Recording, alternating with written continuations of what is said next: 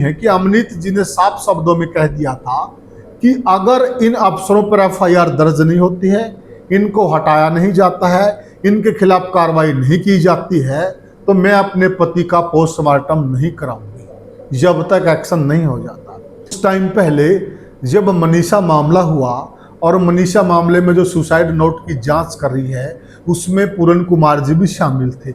यही सारे अफसर जांच कर रहे थे और इन्हीं सारे अफसरों के कंधे पर भार था मनीषा को न्याय देना, उनके परिवार को न्याय देना।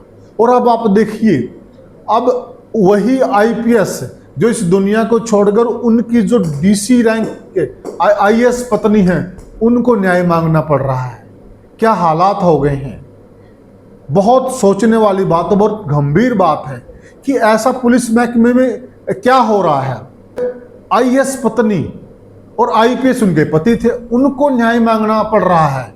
और एक तरह से वो मतलब ये मान ली कि आंदोलन पे ही थी वो, जब उन्होंने कह दिया कि मैं पोस्टमार्टम तब कराऊंगी जब एफआईआर दर्ज हो जाएगी, तो उनको आंदोलन करना पड़ रहा है। तो कानून व्यवस्था पर सवाल उठ रहे हैं। तो जनता के दिमाग में भी ये सवाल होंगे, अब जब इतने बड़े लोगों को न्याय नहीं मिलता तो आम जनता को न्याय कैसे मिल सकता है। नमस्कार साथियों, मैं हूं आपका होस्ट कुलदीप सिंह पुनिया और मैं लेकर चलता हूं आपको न्याय की दुनिया। और न्याय की दुनिया भी साथियों सामान्य नहीं है। न्याय मांगने वाली पत्नी पूर्ण कुमार की पत्नी पी अमनीत जो खुद डीसी है, आईएएस हैं, और न्याय जिनके लिए मांगा जा रहा है वह आईपीएस थे पूर्ण कुमार जी, जो कि आईजी की पोस्ट पर तैनात थे। उनके लिए न्याय मांगा जा रहा है और हरियाणा के इतिहास की और शायद अफसरों के इतिहास की भी पहली इतनी बड़ी घटना होगी कि 14 अफसरों पर एफआईआर दर्ज हुई है। बहुत बड़ी बात है साथियों, 14 अफसरों पर।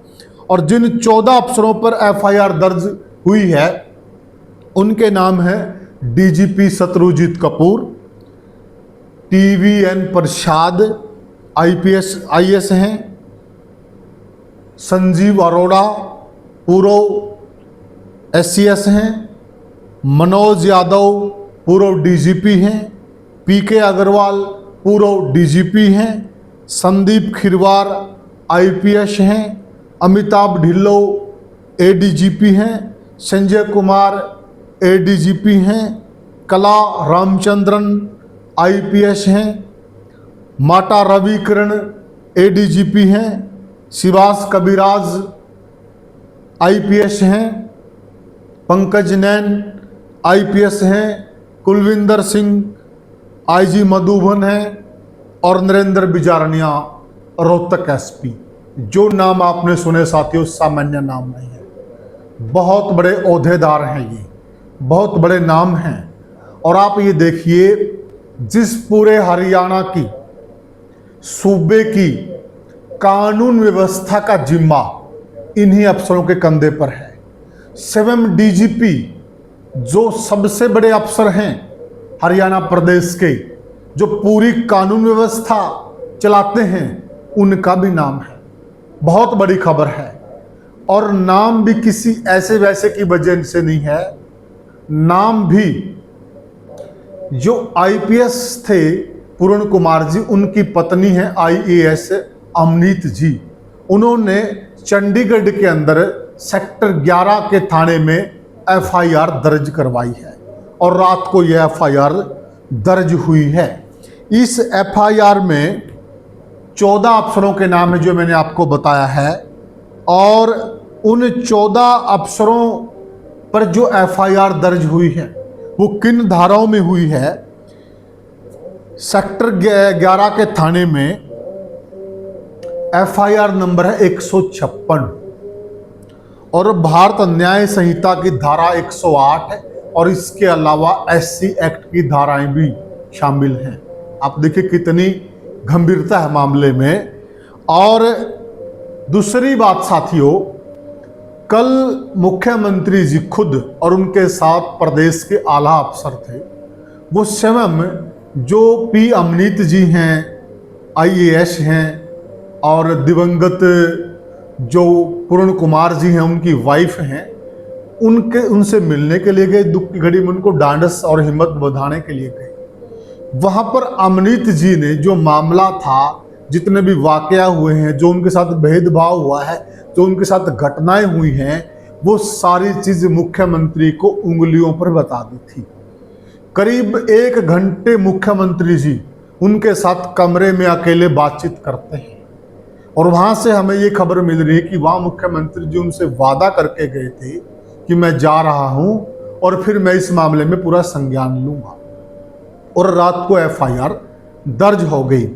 और यह भी जानकारी मिल रही है कि अमनीत जी ने साफ शब्दों में कह दिया था कि अगर इन अफसरों पर एफआईआर दर्ज नहीं होती है, इनको हटाया नहीं जाता है, इनके खिलाफ कार्रवाई नहीं की जाती है, तो मैं अपने पति का पोस्टमार्टम नहीं कराऊंगी जब तक एक्शन नहीं हो जाता।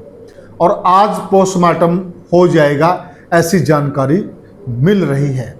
तो साथियों, सोचिए आप, कितनी बड़ी बात है। जिस प्रकार से अमनीत ने जो आरोप लगाए हैं, अमनीत जी के बड़े गंभीर आरोप हैं। अमनीत जी का ये कहना है कि उनके साथ भेदभाव होता था क्योंकि वह एससी कम्युनिटी से आते थे, उनको जाति सूचक गालियां दी जाती थी, ऐसा अमनीत जी ने बताया है। और उनके साथ निरंतर भेदभाव हो रहा था, दबाव बनाया जा रहा था। अगर कहीं उनकी अच्छी जगह पे पोस्टिंग हो जाती थी, वहां से उनको हटाकर खुड्डे लाइन किया जा रहा था और खुड्डे लाइन लग किए जाने से बार बार वो मानसिक दबाव में आ रहे थे। और इसी मानसिक दबाव की वजह से उन्होंने एकाएक यह बहुत बड़ा कदम उठा लिया। क्योंकि साथियों, छोटी बात नहीं, जब इंसान अपनी जीवन लीला को समाप्त करने की सोच ले तो ये सामान्य बात नहीं है। कितना प्रेशर रहा होगा उनके दिमाग पर, आप अंदाजा लगाइए। अमनीत जी का ये भी कहना है कि जो एफआईआर का परपंच रचा गया रोहतक के अंदर, वो सारा का सारा इन पर दबाव बनाने के लिए, इनको ब्लैकमेल करने के लिए, इनको मानसिक प्रताड़ित करने के लिए इसलिए किया गया, उनका ऐसा भी कहना है। और ये तो चलो अब सामने है, जग जाहिर है। बहुत सारी बातें उन्होंने कहा कि इस प्रकार की हैं कि जो ओपन मीडिया में नहीं आई, पब्लिक डोमेन में नहीं आई। उन बातों का या तो पूर्ण कुमार जी को पता था, या कभी वो मेरे साथ शेयर करते थे, मुझे पता है, या फिर जो उनके साथ जो लोग बुरा बर्ताव कर रहे थे उनको पता है। ऐसा भी अमनीत जी ने कहा है। तो साथियों, बहुत बड़ी बात है। देखिए, कुछ टाइम पहले जब मनीषा मामला हुआ और मनीषा मामले में जो सुसाइड नोट की जांच कर रही है, उसमें पूर्ण कुमार जी भी शामिल थे। यही सारे अफसर जांच कर रहे थे और इन्हीं सारे अफसरों के कंधे पर भार था मनीषा को न्याय देना, उनके परिवार को न्याय देना। और अब आप देखिए, अब वही आईपीएस जो इस दुनिया को छोड़कर उनकी जो डीसी रैंक के आईएएस पत्नी हैं, उनको न्याय मांगना पड़ रहा है। क्या हालात हो गए हैं। बहुत सोचने वाली बात है, बहुत गंभीर बात है कि ऐसा पुलिस महकमे में क्या हो रहा है। कुछ सीनियर अधिकारियों के हवाले से हमें पता चला कि पहले जब इस प्रकार के मामलात होते थे, जो ऊंची लॉबी के अधिकारी हैं, चाहे आईएएस हों चाहे आईपीएस हों, अगर उनके बीच में कोई अनबन होती थी, उनके बीच में कोई दिक्कत होती थी, तो जो मुख्यमंत्री हैं और जो मुख्य सचिव हैं, वह लोग बैठकर इन लोगों का भाई सुलह करवा देते थे, दोनों को समझा देते थे, उस मामले का निपटान कर देते थे, उसको इतना बड़ा नहीं बनने देते थे, उसको मीडिया में नहीं आने देते थे। लेकिन अभी कुछ समय से अधिकारी लोगों का ये कहना दबी जुबान से कि ये प्रोसेस रुक गया है। क्यों रुका, ऐसे क्या कारण हुए जो इस प्रकार के हालात पैदा हुए, ये सोचने वाली बात है। उसके बाद से कई अधिकारी जो कि पूर्ण कुमार जी के समर्थन में आए हैं, आईएएस लॉबी और आईपीएस लॉबी भी दो धड़ों में बंटती हुई दिखाई दे रही है। काफ़ी सारे अधिकारियों ने, जो मुख्य सचिव हैं, उनसे मिलकर बहुत सारी बातें रखी है, सारा मामला रखा है। उन्होंने बताया है कि किस प्रकार से अफसरों के अंदर भी जातिगत भेदभाव होता है। बहुत बड़ी बात है, सोचने वाली बात है। जब पढ़ लिख कर ये लोग इतने ज़्यादा पढ़े लिखे हैं, ये इतने हाई लेवल की पढ़ाई कर इतने बड़े ओहदों पर पहुंचते हैं, अगर वहां पर भी जातिगत भेदभाव है तो बहुत शर्म की बात है। ये कतई अच्छी बात नहीं है। ये तो फिर ये पढ़ाई लिखाई किस काम की है। तो उन्होंने कहा कि इस मामले में दूध का दूध पानी का पानी होना चाहिए। पूरन कुमार जी को न्याय मिलना चाहिए। उनकी पत्नी ने जो मुद्दा उठाया है, उनकी पत्नी ने जो बातें रखी हैं, उन्होंने जो उनके साथ इंसिडेंट हुए वो सारी चीज़ें प्रशासन के सामने रखी हैं। उन एक एक पर एक्शन होना चाहिए, परिवार को सुरक्षा मिलनी चाहिए। बहुत सारी बातें जो IAS लॉबी है और जो IPS लॉबी है उन लोगों ने उठाई है। ये बहुत बड़ी बात है साथियों। और जो कल रात से ही इस बात के लगातार संकेत मिल रहे थे कि DGP को हटाया जा सकता है, FIR दर्ज की जा सकती है, और रात को FIR दर्ज की। उससे पहले हाई लेवल मीटिंग हुई। हाई लेवल मीटिंग के अंदर खुद मुख्यमंत्री थे, खुद DGP थे, और जो मुख्य सचिव हैं वो भी मौजूद थे, अनुराग रस्तोगी जी। तो उस हाई लेवल मीटिंग के बाद भी इस प्रकार के संकेत मिल रहे थे कि बड़ी कार्रवाई हो सकती है, एक्शन हो सकता है। और ये भी सूचनाएं मिल रही हैं कि मीटिंग में सबसे पहले DGP निकले थे मीटिंग से, ऐसी भी सूचनाएं हैं। तो रात को FIR दर्ज हुई है, और आज जो समाचार मिल रहे हैं, आज मतलब जो पूरन कुमार जी हैं उनका पोस्टमार्टम हो सकता है, परिवार सहमत हो सकता है, क्योंकि जो परिवार की पहली मांग थी वो मान ली गई है। अब इस खबर का एक पहलू तो ये है।